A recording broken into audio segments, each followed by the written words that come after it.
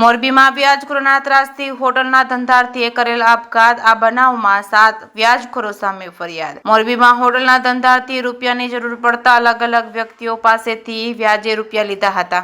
જેટલા રૂપિયા લીધા હતા તેના કરતાં અનેક ગણું વધારે વ્યાજ રૂપિયા ચૂકવી દેવા હોવા છતાં પઠાણી ઉઘરાણી અને ત્રાસ આપતા હોટલ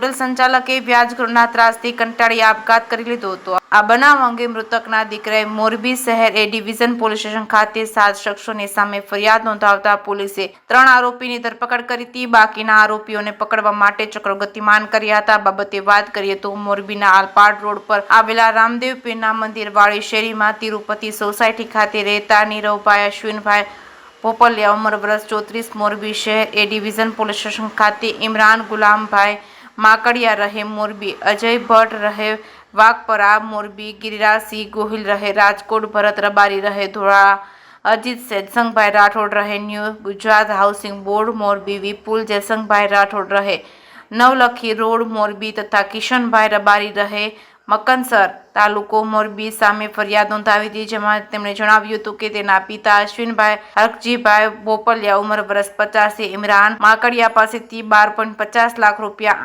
4% વ્યાજે લીધેલા હતા. જેની સામે આરોપીની 50 લાખ જેટલું વ્યાજ ચૂકવી દીધું હતું. મકાનનો સદાખત કરી ઓરિજિનલ દસ્તાવેજ પણ તેને લઈ લીધા હતા. આરોપી અજય ભટ્ટ અને ગિરિરાજસિંહ લાખ રૂપિયા ચૂકવી દીધા હતા અને 8 કોરા ચેક ફરિયાદીના પિતા પાસેથી આરોપીએ મેળવી લીધા હતા. જ્યારે આરોપી ભરત રબારી પાસેથી 1 લાખ રૂપિયા 20%ના વ્યાજે લેખે લીધા હતા. જેની સામે 5 લાખ રૂપિયા ચૂકવી દીધા હતા. અજીતભાઈ રાઠોડ અને વિપુલ રાઠોડ પાસેથી 1.5 લાખ રૂપિયા 30% વ્યાજે લીધા હતા. જેની સામે 1.40 લાખ રૂપિયા ચૂકવી દીધા છે. છતાં અજીત રાઠોડે ફરિયાદીના પિતાનો સેમસંગ કંપનીનો S24 અલ્ટ્રા ફોન લઈ લીધો હતો. બંને આરોપીએ 3 કોરા ચેક મેળવી લીધા હતા. જ્યારે કિશન રબારીએ 50,000 રૂપિયા રોજના 800 રૂપિયાના વ્યાજ લેખે આપ્યા હતા. જેની સામે 10 લાખનું નોટરી લખાણ અને 2 કોરા ચેક મેળવી લીધા હતા. આમ આરોપી દ્વારા ફરિયાદી પાસેથી વ્યાજ અને મૂળ રકમની ઉઘરાણી કરવામાં આવતી હતી અને વ્યાજ ન ચૂકવતા ફોન પર ધમકીઓ આપવામાં આવતી હતી. જેથી 7 આરોપીઓ ફરિયાદીને તેમના પિતા પાસેથી પૈસાની ઉઘરાણી કરતા ફરિયાદીના પિતાને માનસિક ત્રાસ આપતા હતા. જેની ફરિયાદીના પિતા અશ્વિનભાઈ હરકજીભાઈ બોપલિયા ઉંમર વર્ષ 50 એ પોતે પોતાના ઘરની અંદર ગળાફાંસો ખાઈ આપઘાત કરી લીધો હતો. જે બનાવ સંદર્ભે મૃતકના દીકરા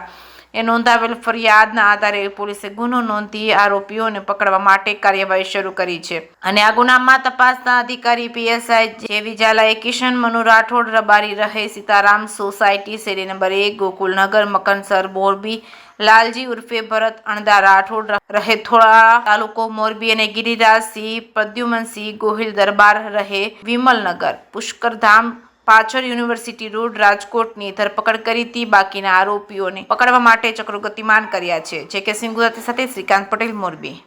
ગઈ તારીખ 22 તારીખના રોજ અશ્વિનભાઈ બોપલિયા જેઓએ સુસાઇડ કર્યું છે. એમાં એમના દીકરા છે જે નીરવભાઈ અશ્વિનભાઈ બોપલિયા એમને ફરિયાદ આપી છે.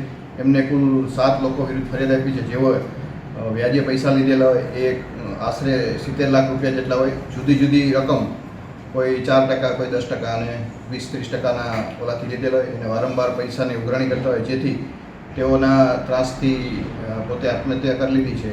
એ બાબતની ફરિયાદ નોંધાવેલ છે. ફરિયાદના કામે અમે 3 આરોપીઓની ધરપકડ કરી છે. એમાં ગિરિરાજસિંહ ગોહિલ, ભરત રબારી અને કિશન રબારીની ધરપકડ કરી છે. અન્ય જે આરોપી પકડવાનું બાકી છે ઇમરાન માળકિયા, અજય ભટ્ટ, અજીત જયસિંહ રાઠોડ, વિપુલ જયસિંહ રાઠોડ, જેઓને પકડવા માટે એ ડિવિઝન પોલીસ ઇન્સ્પેક્ટર અને સર્વેલન્સની ટીમ જુદી જુદી ટીમો બનાવી અને આરોપી ધરપકડ કરવા માટેના પ્રયત્નો ચાલુ છે.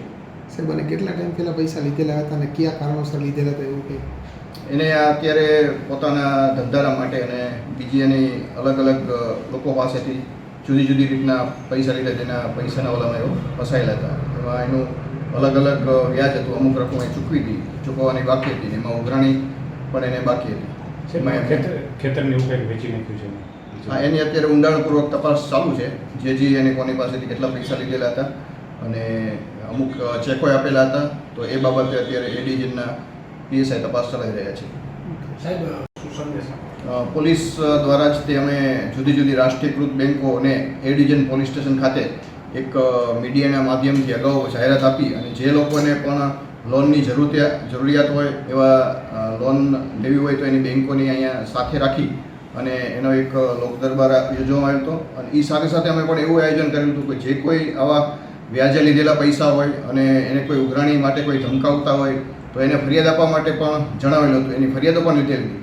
આજે પણ હું મીડિયાના માધ્યમથી હું જાણ કરું છું કે જો કોઈ આવા નાણાં ધીરદાર કોઈ પાસેથી પૈસા લીધા હોય, કડક ઉઘરાણી કરતા હોય તો પોતાની ફરિયાદ આવી અને અહીંયા દાખલ કરાવી શકે છે. એમને કોઈ ધમકાવતા હોય તો નામ આપી શકે છે. અને આવા જો કોઈ ગેરકાયદેસર વ્યાજ વટાવનો ધંધા કરતા હોય તો એની પણ માહિતી પણ પોલીસને આપી શકે છે. અને મીડિયાના માધ્યમથી અમે પણ કહીએ છીએ કે બેંકને અમે સંપર્ક કરીને કીધેલું છે જ્યારે પણ કોઈને કંઈ પૈસાની જરૂર પડે તો જેના નિયમ મુજબના વ્યાજ છે એના ડોક્યુમેન્ટ્સ આપે તો બેંક દ્વારા પણ આની લોન પણ આપવામાં આવે છે.